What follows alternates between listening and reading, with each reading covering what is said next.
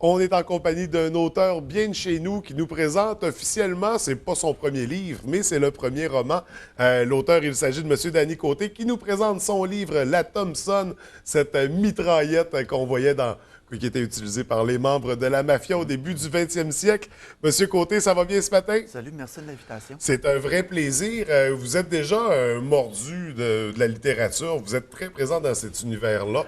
Vous aviez une dizaine de livres avant de nous présenter ce roman-là ce matin, une dizaine de livres à saveur historique. De quoi il s'agissait exactement? En fait, je suis historien spécialisé en histoire de la région du Saguenay-Lac-Saint-Jean. Puis, au cours de ma carrière en histoire, j'ai publié, c'est ça, une dizaine de volumes sur des municipalités. Héberville, Sainte-Monique, des quartiers d'Alma aussi, River-Bas-Nîmes-Maligne, Kenogami. Histoire de l'industrie forestière, histoire de l'industrie agricole. En tout cas, une dizaine de volumes comme ça sur l'histoire régionale. Donc, et là, on décide d'écrire un roman. Donc, on change complètement de style parce que c'était vraiment des livres d'histoire, là, je veux dire. Oui, des vrais livres. Oui. C'était pas des histoires, c'était l'histoire avec un grand Oui, H. avec des documents d'archives, des longues recherches, etc. Donc, on refaisait les portraits de ces municipalités-là. Ouais. Là, on tombe dans l'univers du roman. Donc, on passe du livre historique au roman qui est historique également parce que ça se passe dans une partie de l'histoire qui a réellement qui a eu presque lieu. 100 ans. Qui a presque 100 ans. Parce qu'en fait, c'est un rêve de jeunesse parce que quand j'avais 17-18 ans, j'ai écrit un premier roman. Je voulais être romancier avant tout. Mais les aléas de mon histoire personnelle ont fait que je suis devenu historien. J'ai laissé tomber le roman, si on veut. J'ai publié mes livres d'histoire. Mais j'ai toujours voulu sortir un roman. Fait que la flamme a toujours été là. Ah oui, elle a toujours, des fois même toute petite, mais elle était là restait quand une même. étincelle, mais c'est encore là. C'est ça. Puis j'ai recommencé à écrire des romans au début des années 2000. J'en ai écrit deux qui ont pas été acceptés par des éditeurs parce qu'ils n'étaient pas prêts à être acceptés. Et en 2010, je suis tombé sur ce projet-là, puis ce projet-là a fonctionné. Et comment on tombe sur ce projet-là? Tu as eu une inspiration? Oui, on est parti de... carrément. OK, comme ça, un flash, un matin en se levant, j'ai envie d'écrire cette histoire-là. C'est par hasard. J'étais à New York en 2009. Puis j'étais tombé amoureux de cette ville-là, carrément. New York, c'est une ville qui est extraordinaire. Puis j'ai commencé à lire sur l'histoire de New York. Puis à un moment donné, j'ai découvert qu'il y avait une communauté québécoise qui s'est installée à New York au début du 20e siècle. Fait que là, l'historien qui était en moi, mes sourcils ont commencé à lever un petit peu. Puis je me suis dit, comment ça se fait que des Québécois sont allés s'installer à New York au début du 20e siècle? Là, j'ai commencé à lire là-dessus.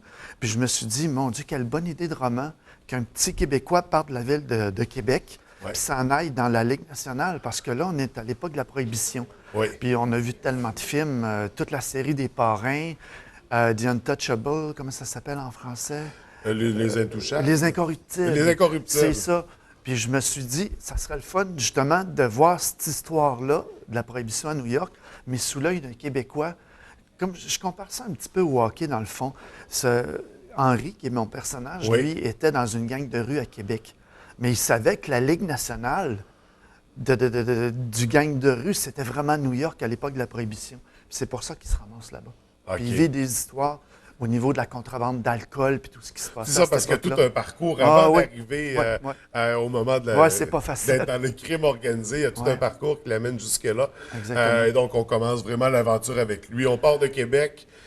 Puis on le suit jusqu'à la fin du roman, finalement.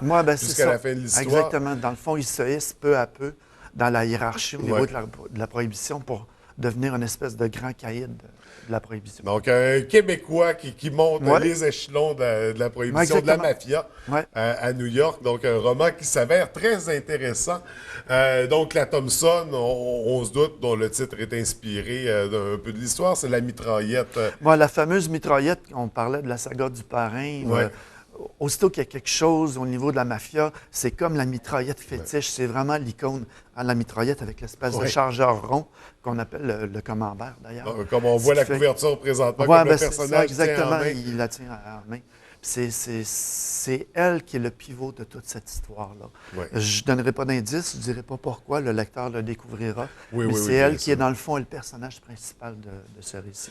Puis est-ce qu'on profite de l'histoire pour intégrer des éléments d'histoire, pour intégrer des faits, des événements qui sont réellement arrivés, qui viennent se mélanger à l'histoire de notre personnage? Bien là, c'est l'historien qui a eu du fun, parce que cette histoire-là de la Prohibition est tellement riche. J'ai lu des dizaines de livres, j'ai potasser des sites Internet.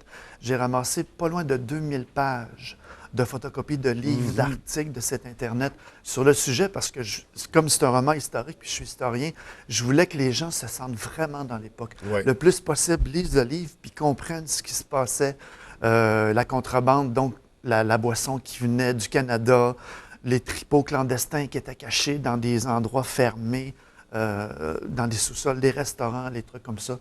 Je voulais que les gens comprennent vraiment comment toute cette machine-là de la prohibition fonctionnait. Parce qu'il y a vraiment des gens qui ont fait des fortunes incroyables. Ouais. Al Capone, entre autres, la famille Kennedy, le père Joseph Kennedy s'est mis tellement riche que ses fils, ensuite, il a voulu qu'il devienne président des États-Unis. Puis effectivement, John Kennedy, qui est devenu président au début des années 60 aux États-Unis. Son père, c'était un mafieux qui a fait des millions de dollars grâce à la prohibition. Donc, c'est vraiment vrai, c'est de l'histoire. Et c'est des éléments qu'on retrouve dans l'histoire, Ouais, dans le roman. Ouais. Donc, qui rajoute un autre niveau à cette histoire-là. Donc, un roman que j'invite les gens à découvrir, qui s'annonce hyper intéressant.